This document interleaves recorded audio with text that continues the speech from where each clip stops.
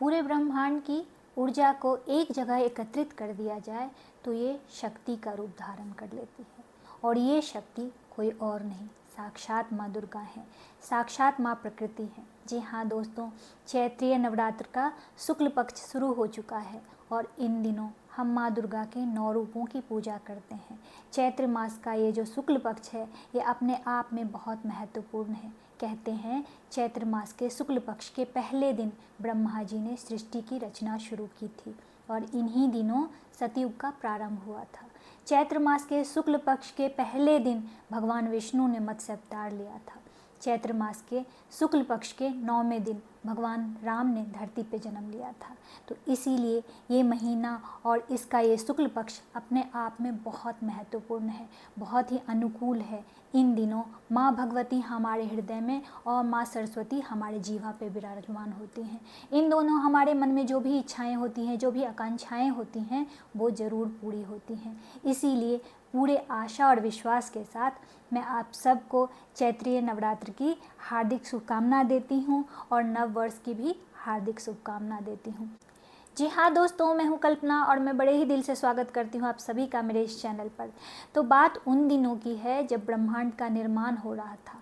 सारी नेगेटिव और पॉजिटिव शक्तियाँ अपना अपना प्रारूप धारण कर रही थी। इन्हीं दिनों 2 राक्षसों का जन्म हुआ था, राजसेन और भीमसेन। ये दोनों बहुत शक्तिशाली थे, बहुत महाबली थे। इन्होंने अपने शक्ति से लोगों में अपना लोहा मनवा लिया था। लोग इनसे बहुत डरते थे और अपने आप अपना राजपाट इन्हें सौंप देते थे, जिसकी वजह से इनके अंदर घमंड ने जन्म लेना शुरू कर दिया। और एक समय ऐसा आया जब इनके घमंड ने पूरे सृष्टि पर अपना कोहराम मचाना शुरू कर दिया। ये सोचने लगे कि धरती और पाताल पर तो हमने अपना राज्य बना ही लिया है, हमने अपना आधिपत्य जमा ही लिया है, क्यों ना देवलोक पर भी अपना जो आधिपत्य है वो जमाया जाए, भगवान की पदवी पाई जाए। जिसके लिए इन्होंने भगवान शिव की तपस्या की, क्योंकि इन्हें पता था कि भगवान शिव औभर दिगंबर दानी हैं। जब वो आवेश में आ जाते हैं, जब वो प्रेम में आ जाते हैं तो कोई भी वरदान दे देते हैं। इसीलिए इन्होंने बहुत सालों तक भगवान शिव की तपस्या की। भगवान शिव प्रसन्न हो गए और प्रकट होकर कहने लगे कि मांगो, तुम लोग कौन सा वरदान मांगते हो, तुम्हें वर देता हूँ। तो इन दोनों राक्षसों ने सोचा कि क्यों ना पार्वती को मांग लिया जाए। अगर पार्वती यानी शक्ति हमारे पास आ जाएंगी तो देवलोक पर अपना साम्राज्य बनाना कोई बड़ी बात नहीं होगी। तो इन्होंने भगवान शिव से कहा कि हमें आपकी पत्नी पार्वती चाहिए, उन्हें हम अपना अर्धांगिनी बनाना चाहते हैं। भगवान शिव को बहुत गुस्सा आया, क्योंकि वो शिव हैं और शक्ति के बिना अधूरे हैं। उनकी शक्ति अगर उनसे अलग हो जाए तो वो कैसे सहन कर सकते हैं। लेकिन उन्होंने इन दोनों राक्षसों को वरदान दे दिया था, वचन दे दिया था, इसीलिए वो इससे पीछे भी नहीं हट सकते थे। उन्होंने कहा तथास्तु। माँ पार्वती इन दोनों राक्षसों के पास आ गईं। ये दोनों राक्षस माँ पार्वती को लेके पाताल लोक जाने लगे और आपस में बहस करने लगे कि पार्वती किसकी अर्धांगिनी होगी, राजसेन की या भीमसेन की, क्योंकि दोनों अपने आप में शक्तिशाली थे, दोनों अपने आप में महाबली थे। तो कोई किसी से कम नहीं था और कोई किसी से हार भी नहीं मानना चाहता था। तो इस बात का निर्णय हो ही नहीं रहा था कि पार्वती किसके साथ जाएगी। जब दोनों राक्षस कोई निर्णय नहीं ले पा रहे थे तो वो अपने कुलगुरु के पास पहुँचे, जिनको ये दोनों बहुत मानते थे। उस समय उनके कुलगुरु ध्यान अवस्था में बैठे थे और माँ सरस्वती उनके जीवा पे विराजमान थी। दोनों राक्षसों ने कहा, हे गुरुदेव, हम एक समस्या को लेके आपके पास आए हैं। तो गुरुदेव ने कहा, क्या समस्या है, कौन सी समस्या है, बताओ।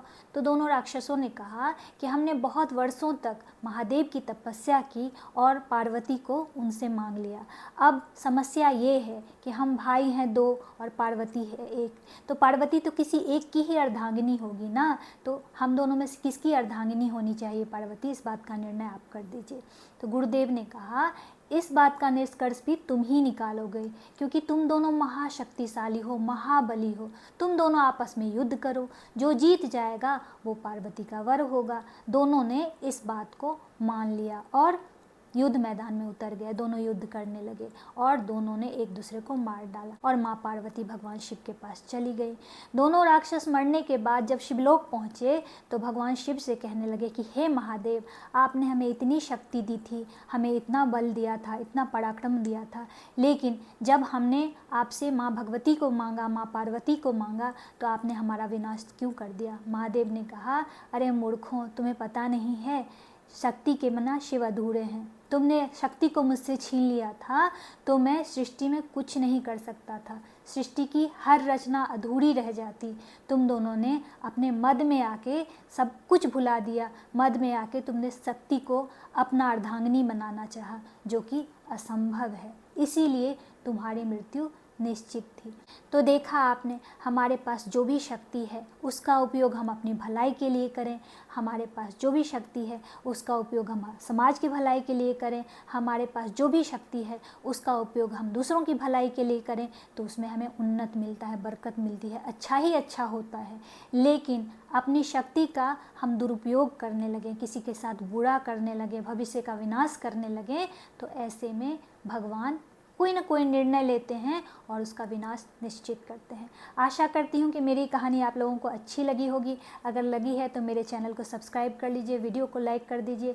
और जाने से पहले फिर से वही बात दोहराना चाहूँगी कि हर नामुमकिन मोड़ से गुजर के जाना है, हौसलों से कह दो मंजिल खुद बनाना है।